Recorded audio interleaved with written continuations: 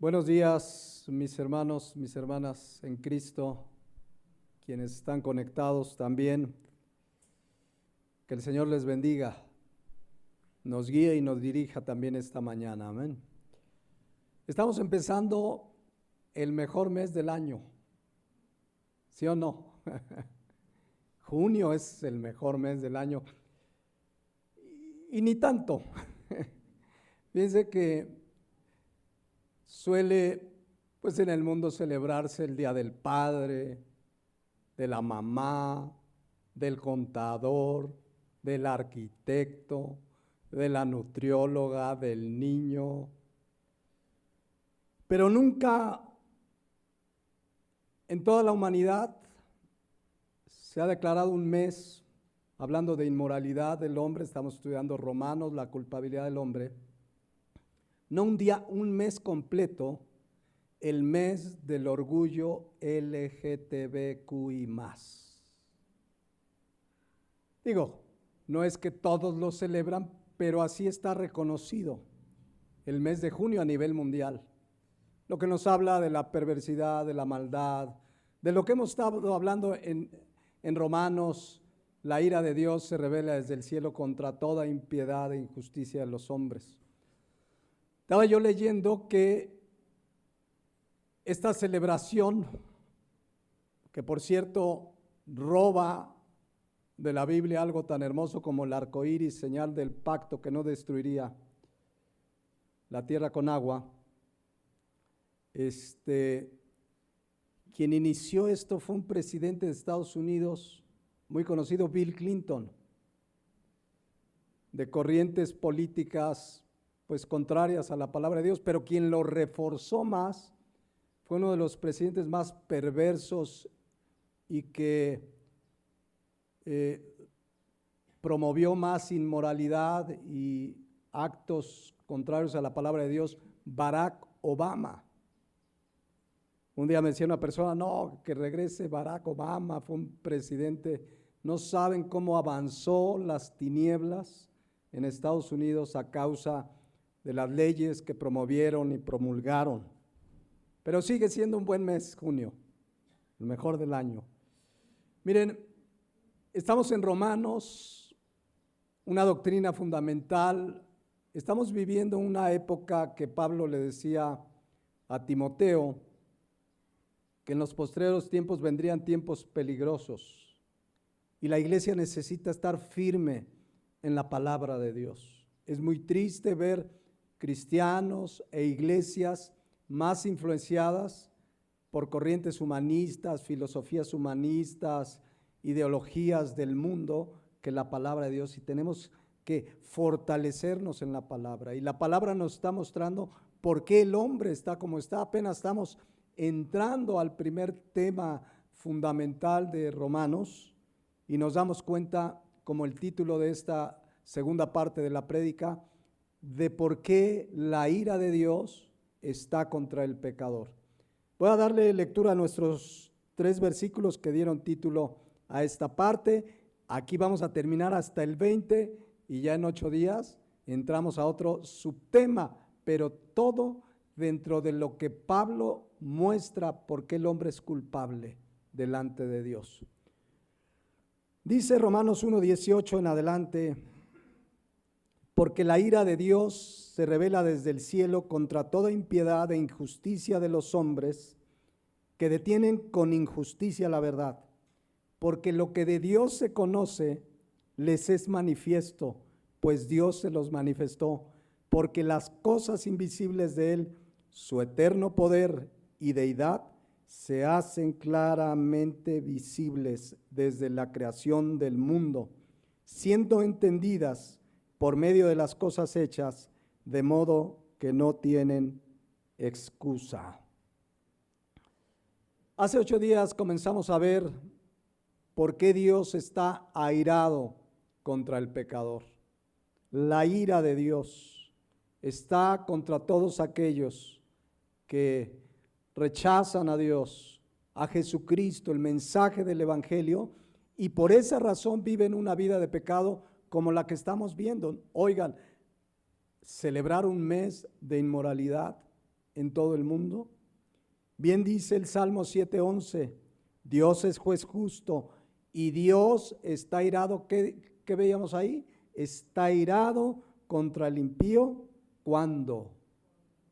Todos los días. Y así lo dice Romanos 1:18, porque la ira de Dios. Explicamos que la palabra ira habla de una indignación de Dios. Es la ira de Dios, una indignación, un enojo justo y justificado, porque su ira no es como la nuestra, está justificada por la conducta del hombre que ha preferido su pecado y su maldad. Entonces, el hombre ha rechazado voluntariamente a Dios, al que conoce, y ahorita lo vamos a ver en la palabra de Dios. Pero la ira de Dios, mis hermanos, es terrible, es muy dura, es lo más grave que puede enfrentar un ser humano. Leíamos el Salmo 76:6, a tu reprensión, oh Dios de Jacob, el carro y el caballo fueron entorpecidos. Tú, temible eres tú, ¿y quién podrá estar en pie delante de ti cuando se encienda tu ira? Entonces este versículo habla de lo duro que es enfrentarse la ira de Dios. Es algo serio, es algo grave, es algo que tenemos que enseñar, aprender, conocer, saber y predicar también. Ciertamente la ira de Dios tiene una característica que leíamos en Números 14:18, que dice que Jehová es ¿qué? Tardo para la ira y grande en misericordia. Pero explicábamos, y hoy me voy a detener un poco aquí, porque es importante esta doctrina de la ira de Dios. Veíamos que tardo para la ira no significa que la va a pasar por alto y que se olvidó, sino que lo que significa es que es paciente, pero tarde que temprano va a ejecutar su ira que lo lleva al castigo de quien ha vivido en pecado. Ahora, quiero que vean en Romanos 1:18 algo que me brinqué hace 8 días y que dice ahí, la ira de Dios se revela. Esta expresión se revela, los lingüistas, esto es algo técnico, pero es importante explicarlo, le llaman que es un verbo en presente continuo. ¿Qué significa que la ira de Dios se revela? Es que la ira de Dios constantemente se está ejecutando en esta tierra. Se puede ejecutar, Dios puede ejecutar su ira, su castigo contra una persona en lo individual, contra una familia, una ciudad, una nación entera. Veíamos hace 8 días cómo una generación entera de Israel fue destruida en el desierto. Entonces, la ira de Dios no es solo algo que decimos, va a venir la ira de Dios. Ahorita vamos a hablar de la ira venidera. Pero la ira de Dios se ejecuta constantemente sobre un individuo, una familia, una ciudad, una nación entera, sobre la tierra, si Él así lo quiere. Pero la Biblia nos enseña que Él es tardo para la ira, es decir, es paciente. Dios da tiempo para que la gente se arrepienta de su pecado y se vuelva a Él. Pero finalmente tiene que ejecutar su castigo porque Él es justo. Es amor, es misericordia, pero es justo, es santo. Entonces, en su misericordia, en su paciencia espera. ¿Se acuerdan todos de la historia de la destrucción justamente de la tierra por lluvia? En una época donde estaba yo viendo en Génesis cómo se creó la tierra, donde no había habido lluvia como tal, aunque la tierra regaba por sí sola con el rocío y una bóveda de agua que cubría la tierra, pero nunca había llovido. Y Dios le habla a Noé que va a destruir la tierra. Dios le habla a Noé que tiene que construir un arca y la gente tiene que arrepentirse, si no sería destruida. Si no hay un dato exacto, lo estuve leyendo en Génesis y no hay propiamente un dato exacto, pero sí una idea de que entre que Dios destruyó la tierra con agua, con el diluvio, y que Dios le dijo a Noé que eso sucedería, pasaron más de 50 años. Algunos calculan 80, 100, la Biblia no es precisa, pero sí hablamos entre 50 y 100 años. O sea, Dios le dice, voy a destruir la tierra, pero no fue inmediatamente. ¿Por qué Dios quería tomar esta decisión? Bueno, Génesis 6:5 nos explica por qué. Y vio Jehová que la maldad de los hombres era ¿qué?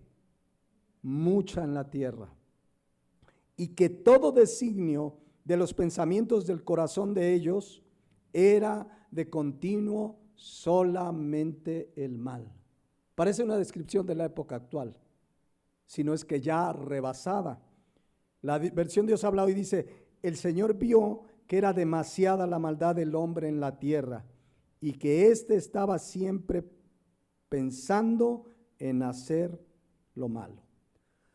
Entonces vamos a suponer que pasaron 50 o 60 años o 70, pero finalmente dice Génesis 7:23, así fue destruido todo ser que vivía sobre la faz de la tierra, desde el hombre hasta la bestia, los reptiles, las aves del cielo, y fueron raídos de la tierra, y quedó solamente Noé y los que con él estaban en el arca.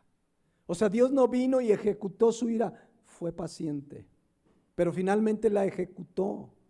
La gente de pronto dice, es que como un Dios de amor, yo no creo en un Dios de amor que venga y destruya y acabe con la gente. En ese Dios no creo, pero no han entendido de un Dios que sí es amor, que sí es misericordia, pero es justo y tiene que ejecutar su castigo. Y ahí tuvieron mucho tiempo para arrepentirse. ¿Qué pasó desde que Dios le dice a Noé, voy a destruir la tierra, prepara el arca y la destrucción? Además de los 50, 60, 70, 80 años, miren lo que pasó, 2 de Pedro 2:5.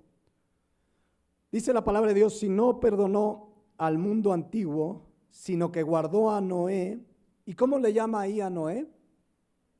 Pregonero de justicia, con otras 7 personas trayendo el diluvio sobre el mundo de los impíos. ¿Cómo se le llama a Noé?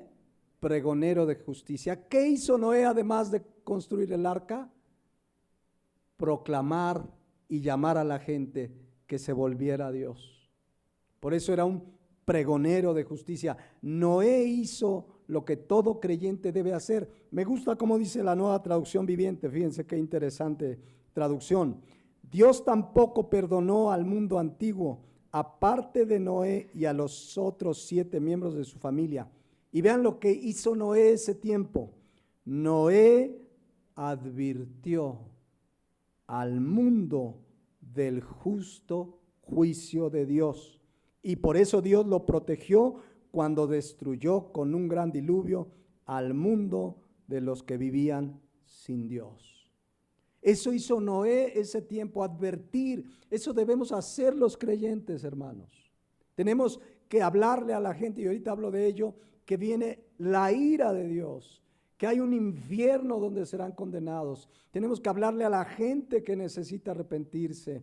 Tenemos que hablarle que solo es por fe en Jesucristo. Tenemos que advertir.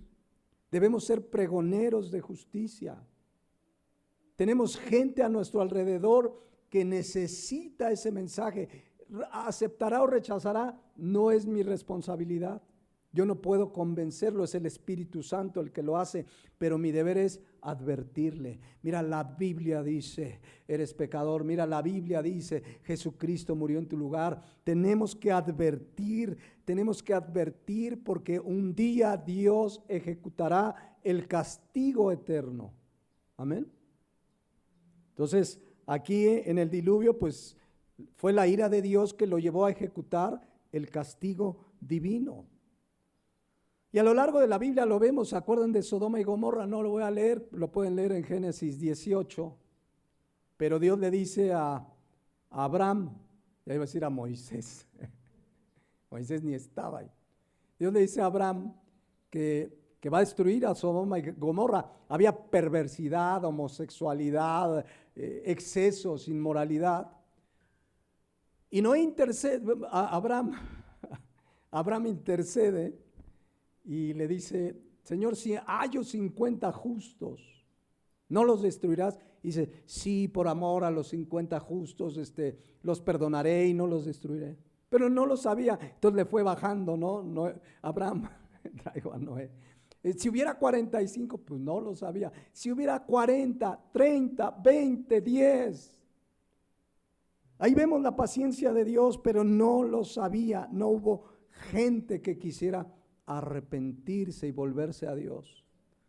Entonces vemos que la ira de Dios tiene un proceso de paciencia, de advertencia. Vuélvanse a mí. Y a lo mejor hoy estás pensando en un amigo, un familiar que le has hablado. Y ahí está la paciencia de Dios. Dice un pasaje en el Antiguo Testamento, se me fue el versículo, por la misericordia de Dios no hemos sido consumidos. Entonces, tenemos que advertirle a la gente, mis hermanos, viene el juicio de Dios a toda la humanidad. El tiempo de la gracia se va a acabar.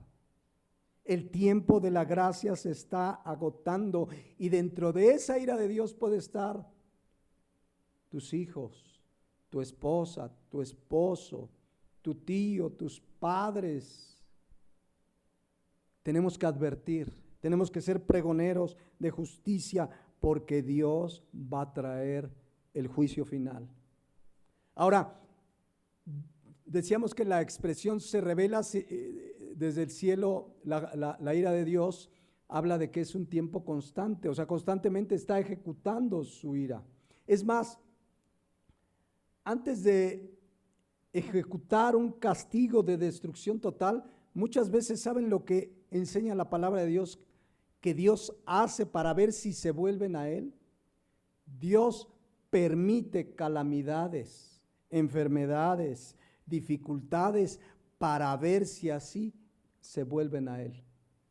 Así actúa Dios en su paciencia. O sea, llega un momento que Él puede permitir alguna calamidad, incluso una enfermedad, una dificultad grave en una persona, en una familia, en una nación, a ver si se vuelven a Él, para darles tiempo. Miren cómo lo narra Amós, que sucedió lo que le estoy diciendo. Dios ha llamado al pueblo de Israel al arrepentimiento y dice Amós 4:6, vean lo que hizo Dios. Os hice estar a diente limpio. ¿Saben qué significa eso? Pasar hambre. ¿Quién lo hizo? Dios. Yo te hice estar a diente limpio en todas vuestras ciudades y hubo falta de pan en todos vuestros pueblos. ¿Y qué dice? Mas no os volvisteis a mí, dice Jehová. ¿Pero quién permitió el hambre? Dios. Versículo 7. También os detuve lluvia 3 meses antes de la siega, e hice llover sobre una ciudad y sobre otra ciudad no hice llover. Sobre una parte llovió y la parte sobre la cual no llovió se secó, y venían 2 o 3 ciudades a una ciudad para beber agua y no se saciaban. Con todo, ¿qué dice ahí? No os volvisteis a mí, dice Jehová. Versículo 9, os herí con viento solano y con oruga, plagas. La langosta devoró vuestros muchos huertos y vuestras viñas y vuestros higuerales y vuestros olivares, pero nunca os volvisteis a mí, dice Jehová.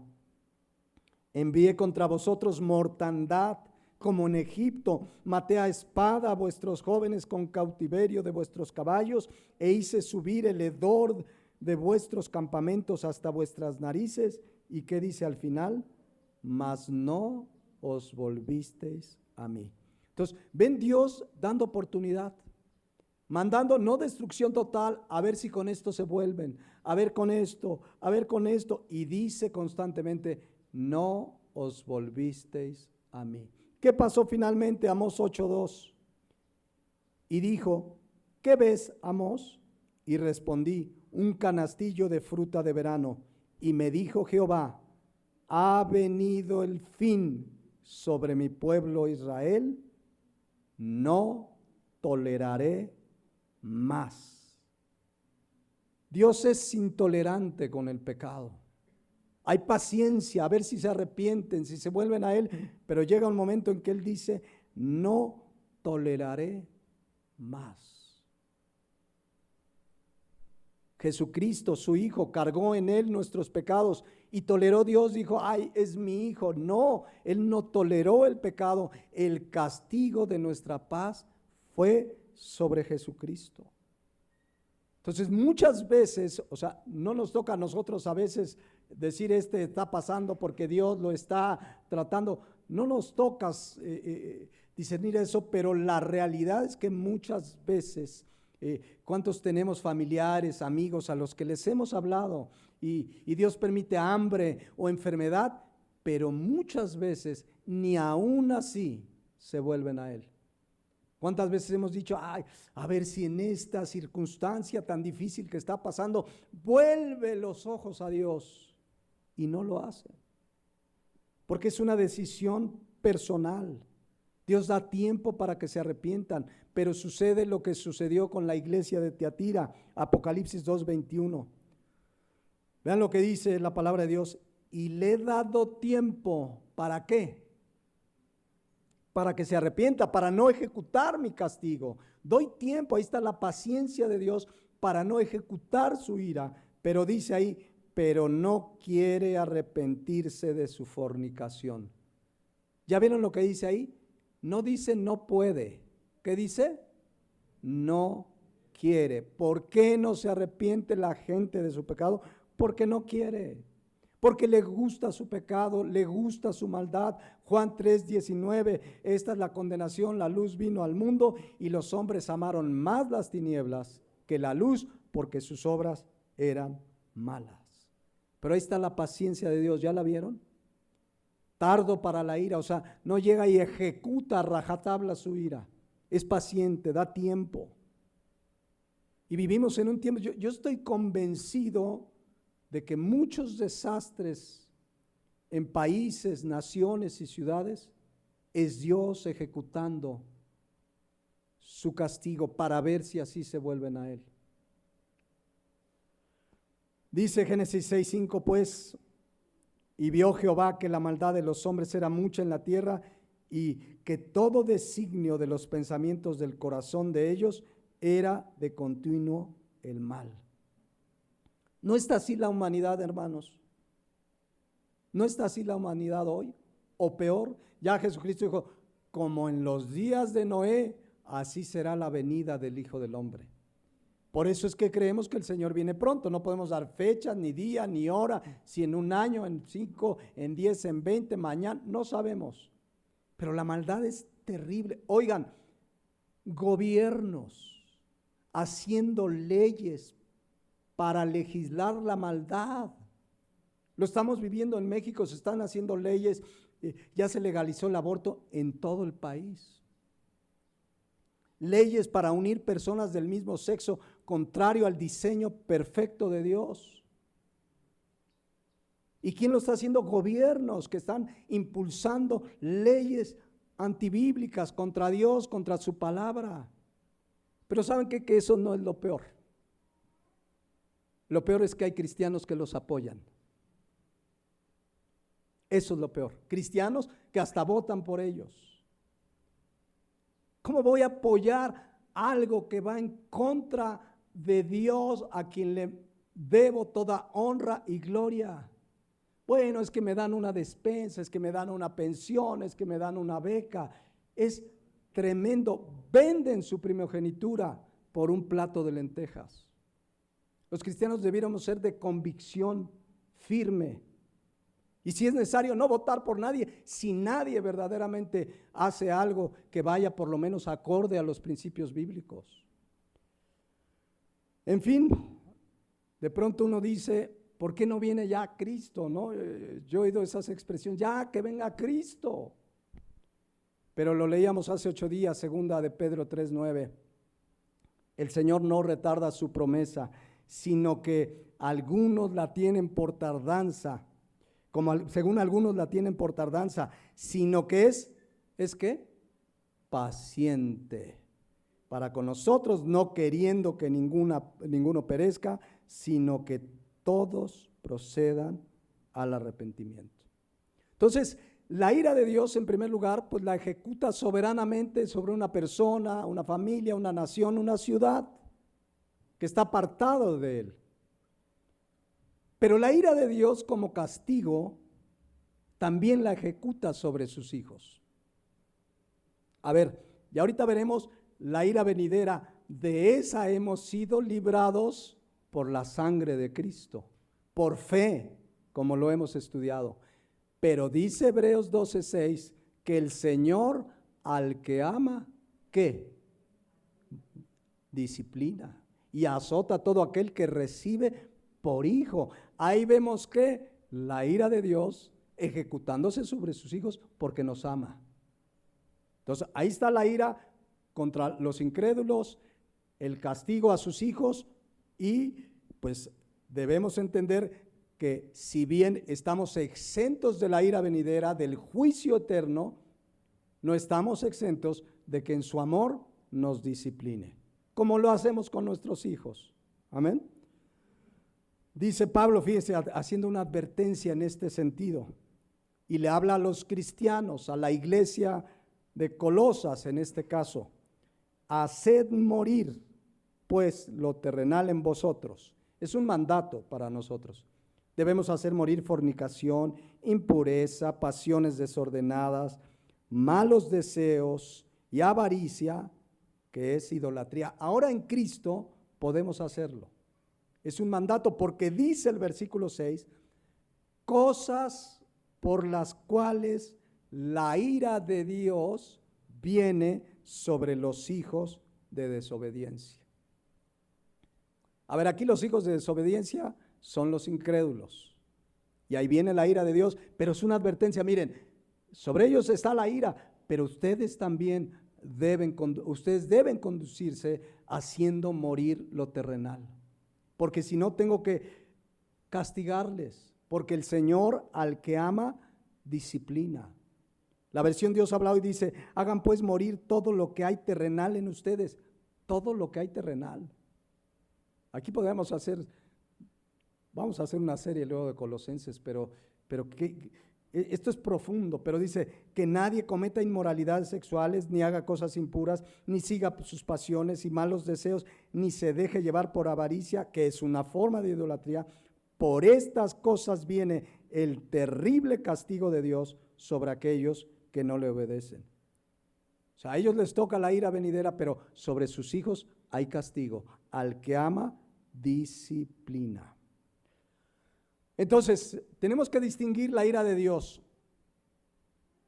en tres circunstancias. La ira de Dios que ejecuta soberanamente sobre los malvados. Él puede destruir una familia, una vida, mandar calamidades, a ver si se vuelven a Él, destruir una nación. Ahí está la ira de Dios que se revela constantemente, eso significa.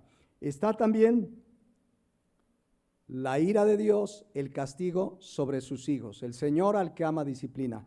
Pero está la ira venidera. La ira venidera donde Dios traerá el juicio a toda persona que ha existido en este mundo. Y ahorita lo vemos, pero terminará y culminará su castigo lanzándolos, al lago de fuego eternamente. Allí será, dice la palabra de Dios, el llorar y crujir de dientes. Entonces, quiero que contrasten Romanos 1:17 con Romanos 1:18. Por un lado, vemos la justicia de Dios que se revela por fe. O sea, Dios aplica su justicia declarando santo, inocente, limpio, sin pecado al que pone su fe en Jesucristo. Pero por el otro lado, en el versículo 18 vemos la ira de Dios que se revela desde el cielo. ¿Contra qué? Contra toda impiedad e injusticia. y vendrá la ira venidera. Fíjese cómo lo describe Isaías 13:9. He aquí, el día de Jehová viene, y vean la descripción, terrible, y de indignación y ardor de ira, para convertir la tierra en soledad y raer de ella sus pecadores, por lo cual las estrellas de los cielos y sus luceros no darán su luz, y el sol se oscurecerá al nacer, y la luna no dará su resplandor. Y castigaré al mundo por su maldad, y a los impíos por su iniquidad, y haré que cese la arrogancia de los soberbios, y abatiré la altivez de los fuertes. La versión Dios habla hoy lo dice así: ya llega el día del Señor, día terrible de ira y furor ardiente, que convertirá la tierra en desierto y acabará con los pecadores que hay en ella. Las estrellas y constelaciones del cielo dejarán de dar su luz, el sol se oscurecerá apenas salga y la luna no brillará. El Señor dice: voy a castigar al mundo por su maldad, a los malvados por sus crímenes. Voy a terminar con la altanería de los orgullosos, voy a humillar a los soberbios e insolentes. ¡Qué fuerte! De ahí el llamado a proclamar el evangelio, a ser pregoneros de justicia. ¿Cómo culmina todo esa ira venidera? Leo rápidamente Apocalipsis 20:11. Véanlo ahí, dice: y vi un gran trono blanco, y al que estaba sentado en él, de delante del cual huyeron la tierra y el cielo, y ningún lugar se encontró para ellos. Y vi a los muertos, vean, grandes y pequeños, de pie ante Dios, y los libros fueron abiertos, y otro libro fue abierto, el cual es el libro de la vida. Y fueron juzgados los muertos por las cosas que estaban escritas en los libros, según sus obras. Y el mar entregó a los muertos que había en él, y la muerte y el Hades entregaron a los muertos que había en ellos, y fueron juzgados cada uno según sus obras. Y la muerte y el Hades fueron lanzados al lago de fuego. Esta es la muerte segunda. Y dice el 15: y el que no se halló inscrito en el libro de la vida fue lanzado al lago de fuego. Allí será, hermanos, el llorar y crujir de dientes. La única manera de escapar de esa ira es por la fe en el evangelio. Entonces, regreso a Romanos 1:18. ¿Entendemos por qué la ira de Dios es perfectamente justa y justificada? Por la maldad del hombre. Dios es paciente y le da tiempo, pero la ira de Dios se revela desde el cielo, y ahí lo veíamos, contra toda impiedad. ¿Qué significa toda impiedad? Una vida de irreverencia. Decíamos que impiedad significa falta de reverencia y adoración a Dios. Y luego dice contra toda injusticia, es decir, los actos pecaminosos. La gente peca porque no tiene la mínima reverencia a Dios. No tiene la mínima reverencia a Dios. Dice Efesios 4:18, tienen el entendimiento entenebrecido, ajenos de la vida de Dios por la ignorancia que en ellos hay, por la dureza de su corazón. Y finalmente vimos hace 8 días, y ahí nos quedamos en Romanos 1:18, que dice al final que detienen con injusticia la verdad. ¿Se acuerdan qué significa detienen? Significa que quieren suprimir la verdad. La gente no quiere saber de Dios. No quiere, porque ahorita lo vamos a ver y lo vamos a concluir hoy. La gente no quiere saber de Dios porque sabe que está mal delante de Dios. Entonces quieren desaparecer del mapa la verdad de Dios, la verdad del evangelio, Jesucristo, que es la verdad. Y aquí lo dicen con toda maldad, detienen con injusticia la verdad. Por eso veíamos el Salmo 14:1. ¿Qué dice el necio en su corazón? ¿Qué dice la gente? No hay Dios. Oye, pero mira, no, yo no creo en Dios. Eso dicen. Ahí dice el necio en su corazón. ¿Pero qué creen? Romanos 1:19.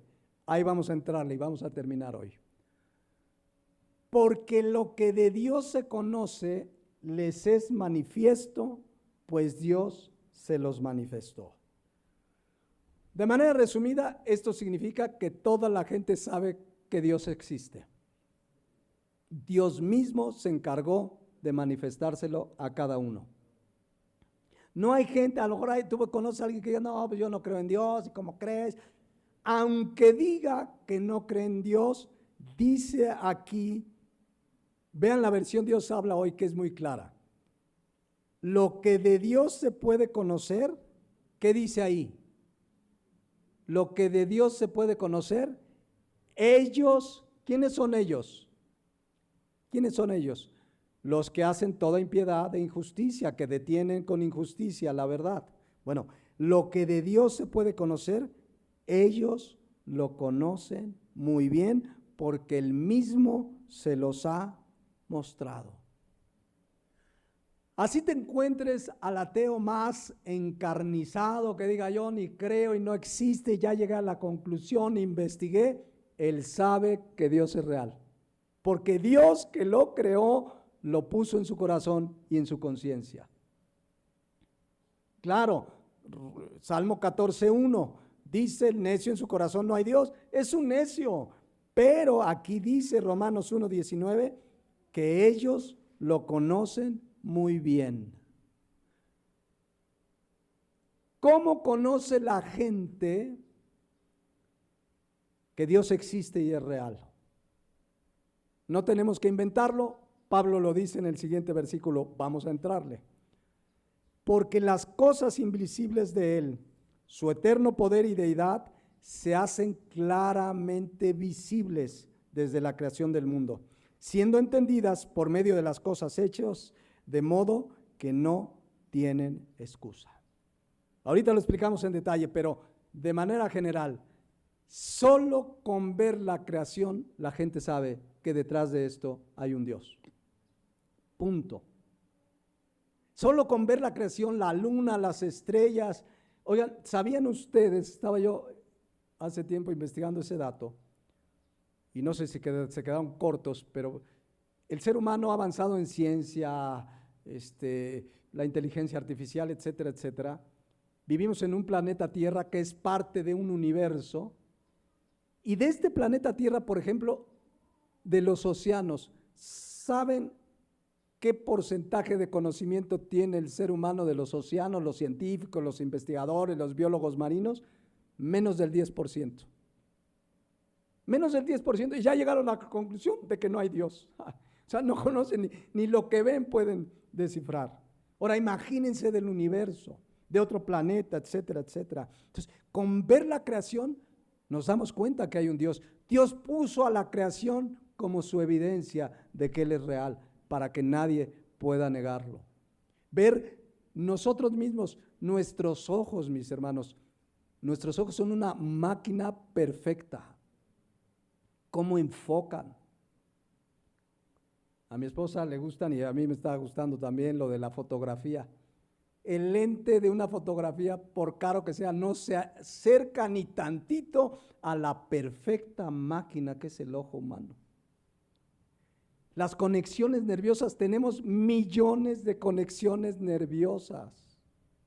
¿Quién diseñó? Alguien puede decir, es obra de la evolución, es una explosión que hubo hace muchos miles de años y entonces es una barbaridad. Detrás de esto está Dios. Amén. Vuelvo a leer Romanos 1:20, vean. Las cosas invisibles de Él. ¿Qué cosas invisibles de Él? Su eterno poder y deidad. ¿Ya lo vieron? A ver, Dios tiene un poder eterno y su deidad es indiscutible, es decir, que Él es Dios, Él es un ser divino, el único Dios verdadero. Son cosas invisibles, yo no puedo decirles, mira, aquí está el poder de Dios, mira, aquí te traigo el eterno poder de Dios, aquí está su divinidad. Son cosas invisibles, pero dice aquí que esas cosas invisibles de Él se hacen ¿qué? Claramente visibles. La palabra claramente es que nadie puede decir no lo veo. Es como si les digo, oigan, esta es una botella de agua. Creo que es muy claro para todos. Es claramente que esto es una botella de agua. Bueno, su creación hace claramente visible su eterno poder y su deidad. Solo con ver la creación la gente sabe que detrás de esto hay un Dios poderoso, real y verdadero. Dios se lo puso en su corazón. Entonces ahí lo dice, se hacen claramente visibles.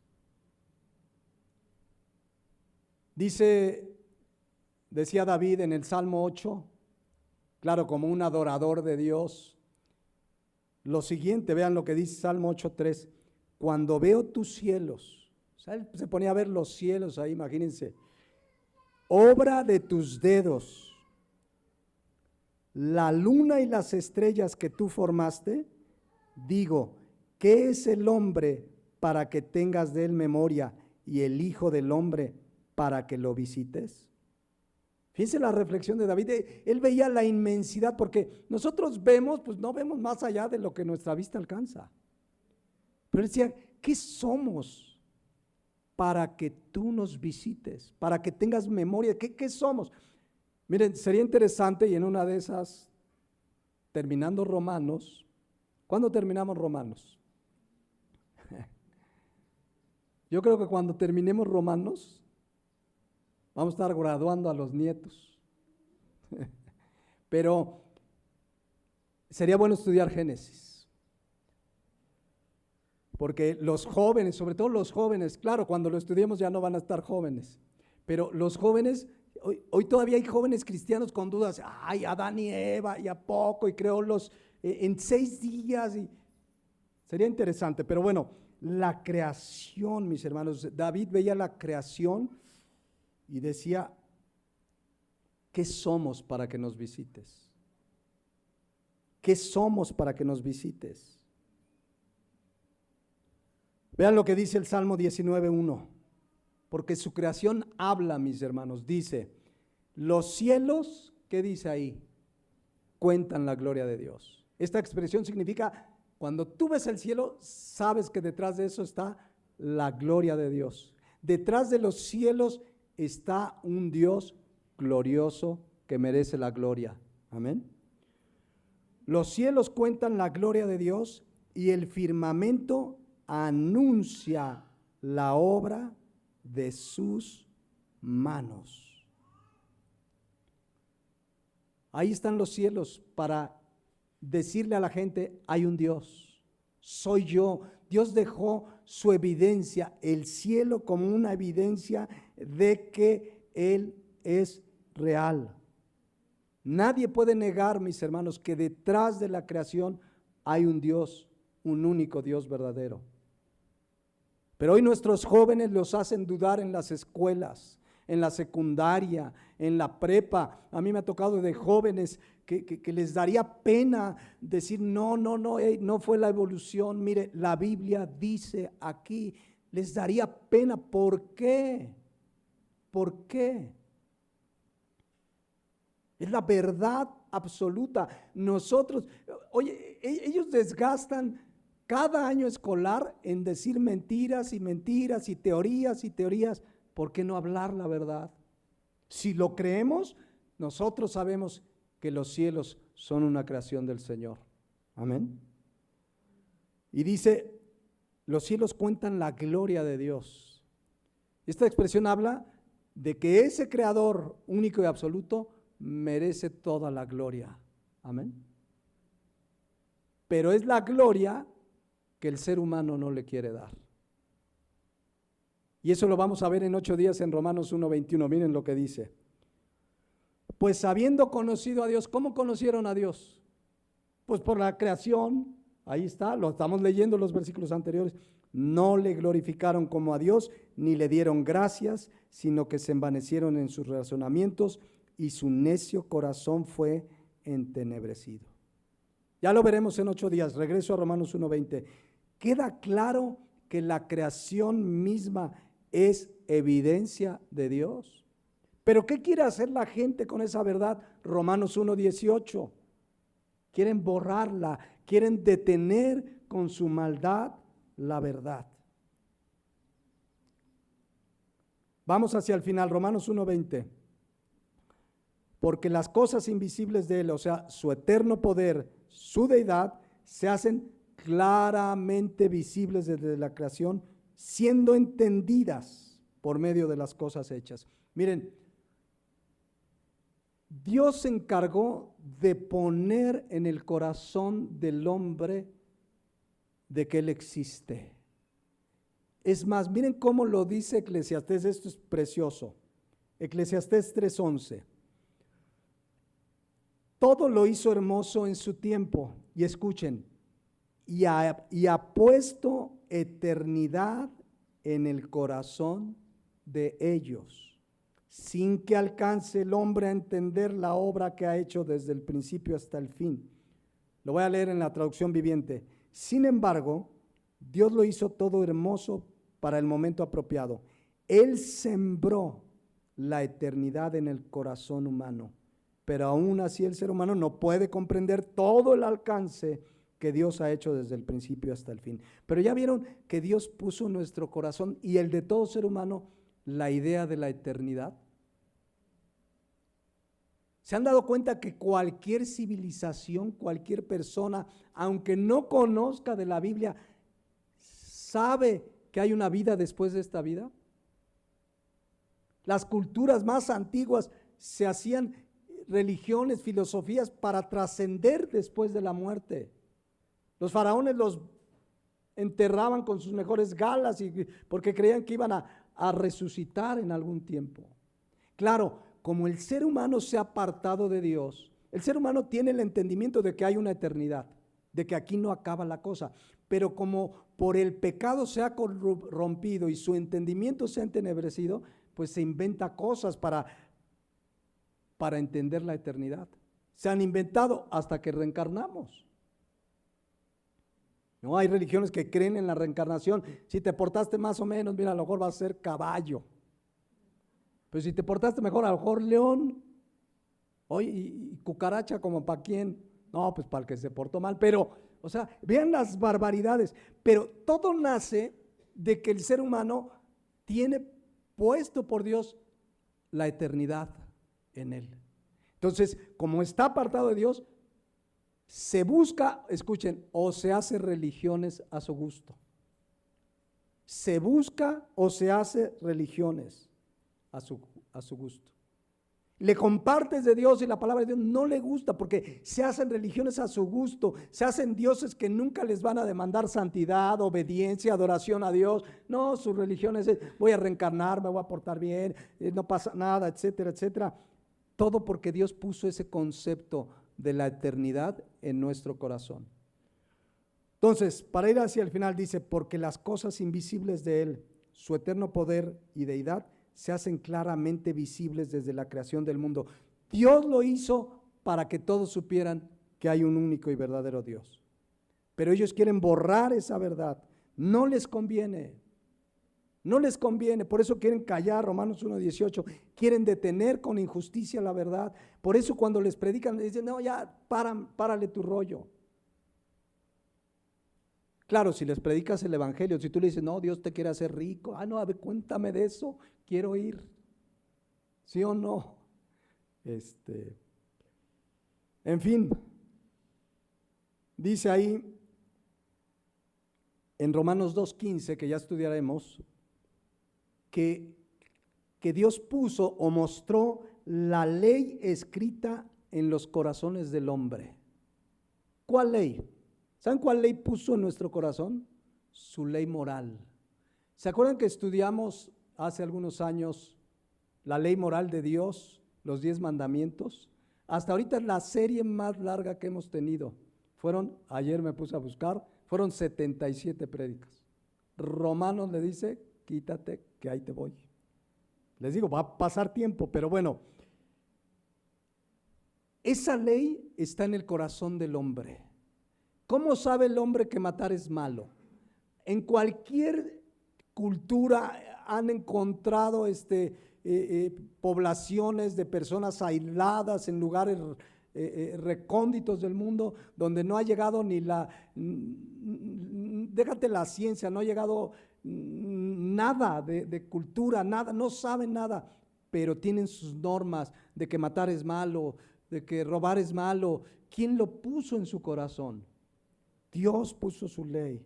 Dios es parte de la creación misma que Dios ha puesto en su corazón para que digan, detrás de esto hay un Dios. Ahí está, porque las cosas invisibles de Él, su eterno poder y su deidad, se hacen claramente visibles desde la creación del mundo, siendo entendidas por medio de las cosas hechas. ¿Qué significa esto? Pues todo lo que Dios ha creado, la gente entiende y dice, hay un Dios que no le conviene. Por eso vean cómo termina. De modo que, ¿qué? ¿Qué dice al final? Que no tienen excusa. Nadie va a poder decir, es que a mí nadie me habló de Cristo. Es que yo no sabía que era malo. Es que yo no pensé que estuviera mal. Es que a mí me educaron de esta manera. Es que a mí me enseñaron. No, nadie tiene excusa. La palabra excusa es una palabra griega, anapologetos. Apología es defender y anapología es sin defensa. No tienen excusa, quiere decir que cuando estén delante de Dios no va a haber defensa alguna. Su conciencia los va a acusar. Es que nunca supe, tuve un vecino que era cristiano y ni me habló, pero yo puse en tu corazón la idea de que hay un Dios. Yo puse en tu corazón el concepto de eternidad. Yo hice mi creación como evidencia de que soy real. No va a haber excusa. Nadie puede decir no sabía. Vean la versión Dios habla hoy. Pues lo invisible de Dios se puede llegar a conocer si se reflexiona en lo que Él ha hecho. En efecto, desde que el mundo fue creado, claramente se ha podido ver que Él es Dios y que su poder no tendrá fin. Por eso los malvados no tienen disculpa. Nos toca seguir compartiendo el Evangelio, por supuesto, pero esto nos debe entender por qué está la humanidad como está. Porque así quieren vivir. ¿Por qué rechazan el mensaje del Evangelio? Porque así quieren. Y si alguien que está escuchando hoy este mensaje, vives apartado de Dios y decías que no conoces de Dios, tú sabes que Dios es real. Pero hoy tienes la oportunidad de creer en Jesucristo, que pagó por tus pecados, de arrepentirte. La única manera de escapar de la ira venidera es por la fe en Jesucristo. Y ese es el mensaje que tenemos que dar. La gente ama, en general, la gente ama más su pecado, pero tenemos que seguir predicando el Evangelio. Ya veremos en 8 días, Romanos 1:21, pero fíjense, con esto que hemos visto, la justicia de Dios que se revela por fe, o sea, nos declara justos y sin pecados. La ira de Dios que se revela contra toda impiedad e injusticia, en la que estábamos nosotros, pero su gracia nos alcanzó. ¿Qué nos queda, hermanos? Darle gracias a Dios por Jesucristo. Darle gracias porque no hay manera que el ser humano sea salvo sin Jesucristo. Jesucristo dijo, yo soy el camino, la verdad y la vida. Nadie viene al Padre si no es por mí. El creyente debe vivir todos los días, Señor, gracias porque me rescataste. Yo no podía, yo no merecía, yo no podía hacer nada, pero tu gracia me alcanzó. Vivir para adorarle, vivir para darle gloria, vivir para servirle, como leíamos en Colosenses, hacer morir lo terrenal en nosotros, toda fornicación, injusticia, avaricia, inmoralidad, vivir para proclamar el Evangelio, vivir para darle gloria, que verdaderamente nuestra vida hable de lo que creemos. Porque sí, debemos ser pregoneros de justicia, pero la gente debe ver que lo que hablamos es lo que Dios ha hecho en nosotros. Vivamos una vida de gratitud, proclamemos el Evangelio, demos gracias a Dios que un día nos alcanzó. Ante toda esta verdad, y ya verán lo que viene, porque Romanos 1:21 en adelante es tremendo, las consecuencias para el hombre por su rechazo a Dios. serán terribles y son terribles. Vamos a dejarle ahí y en 8 días continuamos con Romanos 1:21. Les invito a que cierren sus ojos y meditemos esta mañana como hijos de Dios salvos por su gracia, que hemos sido librados ya de la ira venidera. Eso no significa, ya lo vimos, que Dios no pueda castigar a sus hijos. El Señor al que ama, disciplina. ¿Cómo está nuestra vida delante de Él? Debemos vivir para darle gloria. La gente es la que vive sin darle gloria a Dios, pero cuando pecamos, faltamos a la honra y a la gloria que le debemos.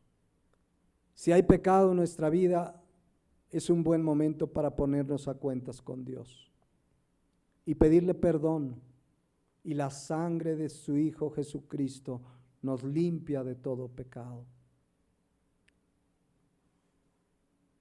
Vivir una vida donde le damos gloria en todos nuestros actos.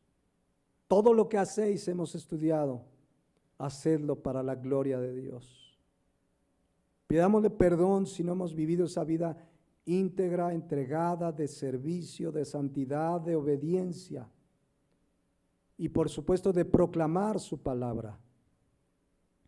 Hemos sido llamados a ser pregoneros de justicia, advertir al mundo que viene el juicio de Dios.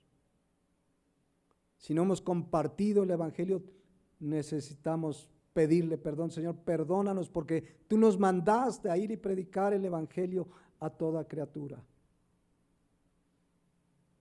La gente está destinada a la condenación eterna. Viene la ira venidera que traerá juicio y condenación a la humanidad entera que le rechazó.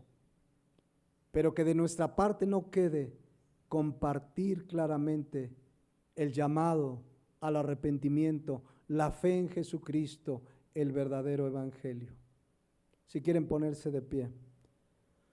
Gracias, Padre, por tu palabra, porque si bien vemos con toda claridad cómo el conocimiento de ti lo tenemos desde tu creación, pues empezamos a conocerte realmente y profundamente desde que alguien nos compartió el evangelio y venimos por fe a Jesucristo. Ahora te empezamos a conocer más. Hemos estudiado en Corintios, en parte conocemos, pero ahora te conocemos mucho más porque tenemos una comunión contigo, porque podemos acercarnos a ti gracias a Jesucristo. Hoy te damos gracias nuevamente por haber enviado a Jesucristo, al justo por los injustos, porque Jesucristo recibió el castigo de nuestra paz, lo que merecíamos. Jesucristo lo recibió en la cruz del Calvario al descargar tu ira y el castigo que merecíamos. Gracias por Jesucristo. Gracias por habernos rescatado de una vana manera de vivir.